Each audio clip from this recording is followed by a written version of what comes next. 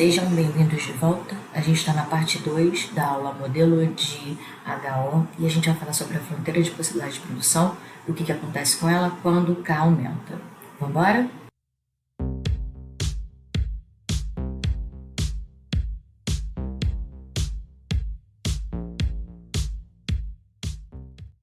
Voltando à nossa fronteira de possibilidade de produção, a gente tem aqui a curva vermelhinha pontilhada, que é a restrição de L, da quantidade de trabalho nessa economia, e aqui a linha pontilhada em azul, que é a restrição de K dessa economia.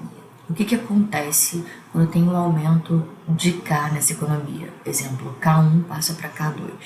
Essa linha pontilhada azul, ela vai para a direita, ela sobe aqui, aumenta a restrição, e aí o que vai acontecer aqui? Eu vou ter K2 sobre AKY, esse ponto vai ser maior do que o ponto anterior, tá? Então essa fronteira de possibilidade de produção aqui verde, ela vai se mover para cá para cima, para numa nova curva, essa pontilhada azul aqui até a vermelha, e depois já contemplar essa parte aqui. Pronto! Agora você consegue ver melhor com a linha verde. Essa aqui é a minha nova fronteira de possibilidade de produção, e aqui no pontinho, nesse novo ponto vermelhinho, é o pleno emprego de capital e de trabalho. A gente está analisando o que acontece com essa fronteira de possibilidade de produção quando ocorre um aumento da dotação de capital na economia. Por exemplo, a entrada de novos investimentos estrangeiros. O aumento de estoque de capital, ele está deslocando a linha de restrição do capital paralelamente para cima, sem mudança, gente, na inclinação. Ela está sendo movida paralelamente, deslocando também a fronteira de possibilidade de produção. No entanto, esse deslocamento não é uniforme, mas viesado na direção do bem intensivo no fator que aumentou. O fator que aumentou foi o K, só lembrando. Como o bem Y é relativamente mais intenso no uso de capital do que o bem X, o deslocamento da fronteira de possibilidade de produção é viesado na direção desse bem, como vocês estão vendo aqui no gráfico que aparece na tela.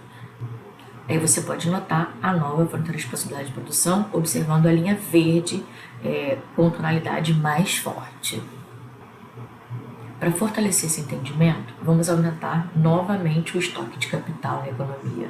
Novamente, a restrição de capital se deslocará paralelamente para cima. A fronteira de possibilidade de produção também se deslocará para cima com um formato mais viesado. Ela passaria aqui para cima, por exemplo. Isso significa, pessoal, que essa economia tem sua capacidade de produção muito mais voltada para o bem Y do que para o bem X. O bem Y utiliza mais capital. O gráfico que está aparecendo na tela 6, ele mostra o segundo aumento de K. O primeiro aumento de K constitui esse deslocamento da linha pontilhada azul para a direita, e o segundo aqui para a direita também, na mesma direção. Aqui é quando você tem o segundo aumento de K2 para K3. Aí você tem essa nova curva aqui e com um novo ponto de pleno emprego de K e L. Em resumo, pessoal, diferenças na dotação relativa dos fatores entre países se refletem nos formatos da fronteira de possibilidade de produção. Países abundantes em trabalho em relação ao capital terão a fronteira de possibilidade de produção viesada na direção do bem intensivo no uso do fator, que nesse caso é o trabalho. Países abundantes em capital em relação ao trabalho terão a fronteira de possibilidade de produção viesada na direção do bem intensivo no uso do fator capital. Então essa aqui é a nova fronteira de possibilidade de produção, essa mais alta aqui no pontinho roxo, que é K3 sobre AKY, tá? Passa aqui para o segundo e desce até L sobre A de LX. No caso de coeficientes técnicos de produção variáveis, a fronteira de possibilidade de produção é côncava em relação ao eixo inicial e viesada na direção do bem intensivo no uso de fator de capital, que é relativamente abundante no país. Bom, o que acontece se K aumenta, mas L permanece constante? que é o que a gente acabou de olhar no gráfico, tá? Essa relação aqui aumenta. Países se tornam relativamente abundantes em capital. Nesse caso, a fronteira de possibilidade de produção se desloca para a direita, mas de forma aviesada, como eu falei anteriormente, em direção ao bem Y. O que o bem Y difere, então, do bem X? O bem Y é relativamente mais intenso no uso de capital. A fronteira de possibilidade de produção se desloca da forma aviesada, como eu falei para vocês. Por quê? Porque AKY sobre ALY é maior do que AKX sobre ALX. Aqui no gráfico, vocês podem ver o custo de oportunidade de produzir uma unidade de X, que é AKX sobre AKY. E aqui, na parte inferior, é o custo de oportunidade de produzir uma unidade de X, que é X igual a ALX dividido por ALY, tá? O que acontece aqui? Você tem o custo de oportunidade de produzir o bem X, aqui embaixo o bem X, então você tem esse custo de oportunidade e de repente ele fica um custo de oportunidade muito maior, aqui como vocês podem ver nesse gráfico menor na tela. E a gente não pode esquecer que a inclinação dessa fronteira de possibilidade de produção mede o custo de oportunidade de produzir X. E a gente pode observar que esse custo será contínuo e crescente. O que isso quer dizer? A tangente em cada ponto da fronteira de possibilidade de produção, da esquerda para a direita, terá uma inclinação crescente em valor absoluto. Esse resultado é ilustrado no próximo gráfico que eu vou mostrar para vocês. Esse gráfico que aparece à sua direita aqui, custo de oportunidade de X, ele é crescente, tá? E é contínuo aqui. Esse gráfico menor que está na direita, ele parte desse gráfico aqui maior que está na esquerda, que é a fronteira de possibilidade de produção. Cada vez que eu vou variando aqui, ó, o ΔX, ele tem um tamanho igual, assim, o ΔX é o mesmo tamanho que ΔX2. Só que aqui, ó, o ΔY é cada vez menor. Maior. O ΔY1 é pequeno e ele vai aumentando. O ΔY2 já é maior. E se eu fizesse um ΔX aqui, seria maior que o ΔX2. Mesmo com o ΔX sendo igual. Aqui, ó, ΔX1 é igual a ΔX2, tá? Que é igual a 1, ou seja, uma produção de uma unidade, tá bom? Toda vez que eu passo aqui é uma unidade. E aqui, o ΔY2 é diferente do ΔY1, o ΔY1 sendo menor. Cada vez mais eu tenho um delta maior. Isso me leva a essa curva de custo de oportunidade contínua e crescente. Vamos ver agora, pessoal, o que acontece quando aumenta a dotação relativa de capital na economia. Nesse caso, a fronteira de possibilidade de produção, como vocês estão vendo na tela, terá um deslocamento similar. Isso é, viesada para a direita, na direção do bem Y, que é relativamente mais intenso no uso de capital. Agora, considere dois países, doméstico e estrangeiro, sendo que o primeiro é relativamente mais abundante em capital. Ou seja, vamos às frações. K sobre L é maior do que K asterisco sobre L. E que o bem Y é relativamente mais intenso no uso de capital. Como seria o formato dessa curva de fronteira de possibilidade de produção? Qual é a diferença dos países quando eles produzem bens intensivos em capital, intensivos em trabalho? País doméstico é relativamente mais abundante de capital do que o país estrangeiro, que eu acabei de falar para vocês. Aí a gente tem esse formato aqui para o país doméstico, o formato que está na sua esquerda, viesado na produção de Y, porque Y é intensivo em capital, então aqui, ó, ela é mais viesada para esse lado, para o eixo vertical. E o país estrangeiro, a gringa, que produz o bem X, né, se especializa no bem X, que é mais intensivo no trabalho. Aqui, ó, essa curva é mais puxada aqui, mais viesada para o lado do X, para o lado do bem que ele produz mais, o bem que ele tem uma maior vantagem tá? Então aqui no eixo horizontal. Essa é a diferença. Esse gráfico ele ilustra dois países com dotação relativamente de seus fatores diferentes. O país doméstico terá a fronteira de possibilidade de produção mais voltada, ou seja, mais enviesada na direção do bem Y. E o país estrangeiro terá a fronteira de possibilidade de produção enviesada mais na direção do bem X. Os formatos diferentes dessa fronteira de possibilidade de produção, elas mostram diferenças na oferta relativa desses bens. Lembrando, tudo aqui relativo, a gente está comparando dois países e dois bens. Bom, se você entendeu como se determina o formato dessa fronteira de possibilidade de produção, você deve ser capaz de responder a seguinte questão. Se os países que eu mostrei ali há pouco forem o Brasil e os Estados Unidos, qual país seria o doméstico e qual país seria o estrangeiro? Antes disso, vamos recapitular a restrição orçamentária que eu já falei no outro vídeo. A restrição orçamentária do país é a escolha ótima da sociedade, indicando as quantidades dos bens X e Y que desejam consumir. Então, a restrição orçamentária está escrito aí para vocês na tela, agora tá, perdão, eu pulei, é a restrição orçamentária do país, aqui eu represento por RN, é igual a P de X que multiplica X, ou seja, o preço do bem X e a quantidade do bem X mais o preço do bem Y multiplicado pelo bem Y. Aqui eu quero colocar o Y em evidência, ou seja, eu vou escrever o Y em função de X. Depois aqui eu coloco ainda para análise o preço relativo, que o preço relativo eu chamei de P, que é igual a P de X sobre P de Y. E então eu tenho a escolha ótima do país. Então, a escolha ótima das quantidades dos bens X e Y do país ocorre quando a curva de indiferença, aquela que eu mostrei para vocês, da sociedade mais distante da origem, né, maximizando a utilidade da sociedade, tangencia essa restrição orçamentária que eu acabei de mostrar para vocês. Isso ocorre quando a inclinação dessa curva de indiferença é igual à inclinação da restrição orçamentária, conforme o gráfico que eu vou mostrar para vocês. Bom, essa aqui é a curva de indiferença que eu mostrei para vocês.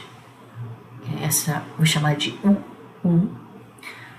U2, que é quanto mais para fora, mais para a direita, melhor, mais produto está sendo ofertado aqui. Essa aqui é a restrição orçamentária, tá? Esse ponto do meio é o equilíbrio, como vocês sabem, a maximização da utilidade. Essa angulação aqui é o preço relativo, que é o preço de X sobre o preço de Y.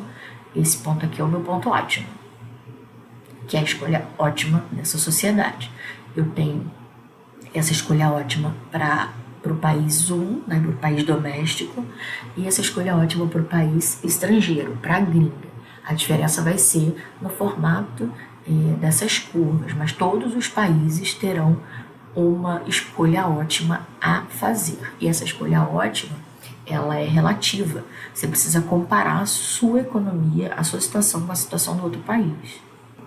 Agora, a gente vai analisar o impacto do comércio a partir do regime de autarquia. Vamos lá. Suponha que a fronteira de possibilidade de produção, respectivamente, do país doméstico e do país estrangeiro, são equivalentes a que vocês estão vendo aqui na tela. A vermelha é país doméstico e a roxa é país estrangeiro. No regime de autarquia, ou seja, sem comércio, o equilíbrio no país doméstico ocorre no ponto E. Eu vou mostrar para vocês a seguir. O equilíbrio acontece nesse ponto E aqui, onde a curva de utilidade corta a restrição orçamentária, com produção e consumo de X1 e Y1, com preços relativos, com preço relativo P e nível de bem-estar, ou seja, utilidade 1, conforme vocês estão vendo na tela. A estrutura da produção é obtida passando uma linha na origem até o ponto E, essa aqui, essa linha pontilhada vermelha, e verificando a sua inclinação. A inclinação dessa linha pontilhada é igual a Y1 sobre X1. que mede a proporção em que o bem X e Y são produzidos nessa economia. Agora vamos olhar o país estrangeiro. Pronto. Digamos que esse aqui seja o país estrangeiro, mas no equilíbrio em autarquia. Eles não têm troca de mercadoria, não existe comércio entre os dois países. A mesma coisa, o equilíbrio esse ponto estrela aqui, que é onde a restrição orçamentária cruza com a curva de indiferença. E nesse ponto, tá, o equilíbrio ocorre em X, com produção X1 asterístico e Y1 asterístico, preço relativo P asterístico, e a estrutura de produção, que é essa linha pontilhada azul, é essa aqui, Y1 asterístico sobre X1 asterístico. Agora, supondo a demanda idêntica, tá? A gente só pode fazer essa análise quando a demanda é idêntica. Podemos representar a demanda dos dois países por meio de uma única curva de indiferença, como eu já mostrei para vocês. Assim, podemos juntar aqueles dois gráficos que eu acabei de mostrar em um único gráfico, que é esse gráfico que aparece na tela. O equilíbrio no regime de autarquia ocorre nos países doméstico e estrangeiro, respectivamente, nos pontos E e E asterisco, com os preços relativos P e P estrela, né?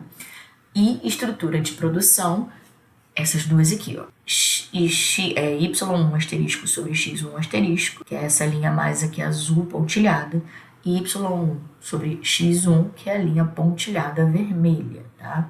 Esse gráfico, então, mostra o equilíbrio nos países doméstico e estrangeiro no regime de autarquia. Agora, a gente vai passar para o equilíbrio no regime de livre comércio. O país doméstico e estrangeiro abertos ao comércio com P de X sobre P de Y, tá? O preço relativo aqui no país doméstico maior do que o preço relativo aqui na gringa, no país estrangeiro, P de X asterisco sobre P de Y asterisco. Agora, os países domésticos deixam o regime de autarquia e estabelecem um livre comércio aqui com um outro país. Vamos ver o que acontece em cada país. Com o livre comércio, o país doméstico terá vantagens comparativas no bem Y, pois seu preço relativo é menor do que no país estrangeiro.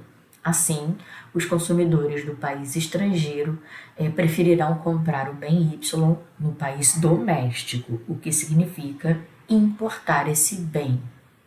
Essa maior demanda no país doméstico elevará o preço, enquanto ocorre uma queda no país estrangeiro. No equilíbrio, pessoal, teremos um preço relativo igual em ambos os países. Lembre-se, o comércio só vai acontecer se os preços relativos forem diferentes, e o equilíbrio vai acontecer no momento que os preços relativos forem iguais. Um movimento inverso, né? Essa dinâmica inversa vai acontecer no bem X, cujo preço relativo é menor no país estrangeiro. Portanto, pessoal, o país doméstico exportará o bem Y intensivo no fator abundante e importará o bem X intensivo no país no fator escasso, de acordo com a restrição do modelo HO. Então, recapitulando, pessoal, os consumidores compram o bem X no país estrangeiro, pois o preço é relativamente menor, tá? Isso na qual condição que eu estou avaliando aqui? Quando P de X sobre P de Y é maior do que P de X asterisco sobre P de Y asterisco, ou seja, o preço relativo doméstico é maior do que o preço relativo na gringa. E os produtores, queda no preço relativo do bem X por causa da fuga de demanda desse bem. Então, o preço relativo P de X sobre P de Y cai. Isso faz com que P de Y sobre P de X aumente, então eu tenho uma maior produção do bem Y. Esse esquema que está aparecendo aí na tela para vocês, a gente já viu uma vez na sala de aula, né? O que acontecerá com esse preço? O país doméstico aqui em cima, P de X sobre P de Y, ele vai caindo, tá? Até P de X P de Y aqui, que é o preço relativo com o comércio, tem um izinho aqui em cima. O país estrangeiro, essa relação preço relativo vai subindo, tá? Aqui, nesse momento que o preço do país doméstico está caindo, eu tenho uma demanda caindo. Aqui a demanda aumenta, por isso o preço na gringa, no país estrangeiro, vai aumentando até o equilíbrio. Os consumidores deixam de comprar no país doméstico e passam a importar, por isso que isso está acontecendo até o equilíbrio aqui.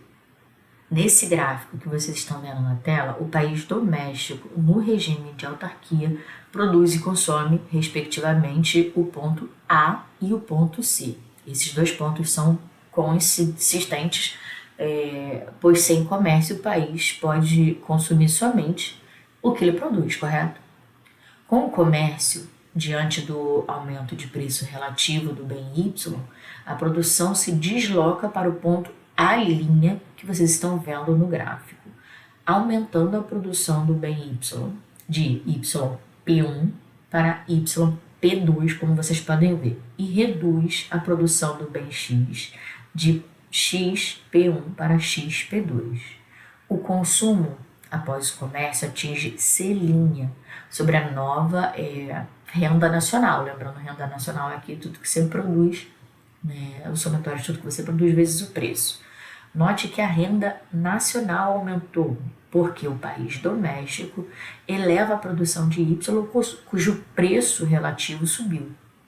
Essa economia, por meio de comércio, passa a curva de diferença do nível de utilidade U1 para U2, como vocês podem ver aqui no gráfico. O que está acontecendo aqui? Há um aumento de bem-estar, porque você estava na curva de utilidade U1 e passa para a curva de utilidade U2. Esse aqui é o benefício do país estrangeiro, do país doméstico, ao abrir para comércio, a sair de um regime de autarquia para um regime de comércio. Agora é importante notar o seguinte, pessoal, que o país doméstico produzirá a quantidade XP2 do bem X, mas desejará consumir XC2, como vocês podem ver no gráfico, provocando um excesso de demanda que será atendida por uma importação MX, que aparece aqui embaixo para vocês, tá? Ele bota esforços para produzir o bem que tem um preço relativo maior, que é o Y, aí ele não deixa de consumir o X para consumir Y, ou para produzir Y, melhor dizendo. Ele vai importar, que é esse MX aqui, ó. Tá? Essa é a quantidade que ele vai importar desse bem. Em modelos de comércio, a gente tem que lembrar que não há fluxo de capital. Logo, a balança comercial precisa estar em equilíbrio. Tá? E equilíbrio vem só da parte de exportação e importação. A gente pode até questionar se o país doméstico, ao exportar o excesso de oferta do bem Y, poderá importar todo o excedente, né? Todo o excesso de demanda ali do bem X. Tá? Mas até agora a gente precisa levar em consideração que a balança comercial precisa estar em equilíbrio. Essa aqui é a única fonte aqui de divisas de dólar, né? Então, de Y sobre M de Y, tá? Que é aqui, ó, a exportação de Y sobre a importação de Y, que é importação de X, perdão, MX, tem que ser igual a P', tá? Ou PI, que é pós-comércio. Aí aqui eu só mudei, botei em evidência o E, que é a exportação de Y tem que ser igual a MX, que é a importação de X, vezes o preço de equilíbrio aqui, o preço depois do comércio. Observando a linha de preço P', nota-se um triângulo retangular. Esse triângulo retangular é o A', D', C'. Aqui, ó, A', D', C', cujos lados são Y e MX, e a inclinação é P'. Nesse caso, a divisão entre o cateto oposto, ou seja, Y, e o cateto adjacente, MX, é igual ao ângulo P'. Então, como eu falei para vocês anteriormente, é de Y dividido por M de x é igual a P'. Lembrando que P' é P de x, linha, sobre P de y, linha. Então, a gente tem que E de y dividido por M de x, ou seja, exportação de y, dividido pela importação de x, é igual a razão entre os preços. Linha PX, linha, sobre PY, linha, que pode ser reescrito novamente. P, linha x, vezes mx é igual a P, linha y, dividido por P, linha y, multiplicado por y. Ou seja, o valor das importações do bem x tem que ser igual ao valor das exportações do bem y. Então, assim, há um equilíbrio na balança comercial. De forma similar, eu posso avaliar o outro país, a gringa. Pronto, agora tem o outro gráfico, que é o país estrangeiro, e o equilíbrio com o comércio. Tem a mesma dinâmica. A diferença é que essa curva azul, ela é mais puxadinha aqui para o eixo horizontal, que é o bem X. Lembra que o país estrangeiro, a gringa, ela tem vantagem no bem X, que é o bem que tem mais trabalho envolvido. Então, de forma similar, o impacto do comércio no país estrangeiro está sendo mostrado aqui nesse gráfico. Nesse país, como vocês podem ver, como o preço relativo de Y cai, o preço relativo de X aumenta, levando os produtores a aumentarem a produção desse bem até igualarem novamente o novo preço relativo de X ao custo marginal de se produzir esse bem X. Portanto, a produção dessa economia se deslocará na fronteira de possibilidade de produção para a direita. E aí eu vou passar de A para A', elevando a produção de X. Aqui, ó. Eu aumentei a produção de X e vou exportar essa produção que eu aumentei. E diminui a produção de Y aqui, ó. Eu passo de Y C2 para Y C1 aqui a princípio e depois para Y P2 asterístico aqui. O consumo se deslocará do ponto C na curva de indiferença 1 para o ponto C' na curva de indiferença 2. Portanto, pessoal, qual o benefício da exportação do comércio internacional? Você tem um aumento do bem-estar também para o segundo país, para o país estrangeiro, para a gringa. Então, o país estrangeiro terá um excesso de oferta de X que será exportado em um excesso de demanda de Y que será atendido pelas importações. Da mesma forma, quero lembrar aqui que a balança comercial desse país será em equilíbrio. O comércio, então, segundo o modelo HO, leva aos seguintes resultados. Há um ganho de comércio para ambos os países, ou seja, maiores níveis de utilidade. Lembrando aqui, a gente aumentou a curva, a gente atingiu uma curva maior de utilidade. Os dois países, o doméstico e a gringa, eles passaram a estar, o equilíbrio passou a estar numa curva de diferença maior, mais à direita, tá bom? E o comércio tipo interindústria, ou seja, um país exporta um bem e importa outro bem, e aí sim eu tenho um equilíbrio nessa economia. Equalizando aqui, equalizando do preço relativo, eu tenho PI de X sobre PI de Y, ou P' de X sobre P' de Y, é igual a PX sobre PY, que é igual a PX asterístico sobre PY asterístico. Então, aqui, estatisticamente ou matematicamente, esse é o equilíbrio. Nesse equilíbrio, há um ganho de comércio para ambos os dois países ganharam, e um país exporta um bem e importa outro bem, tá? Nessa análise simplificada do modelo.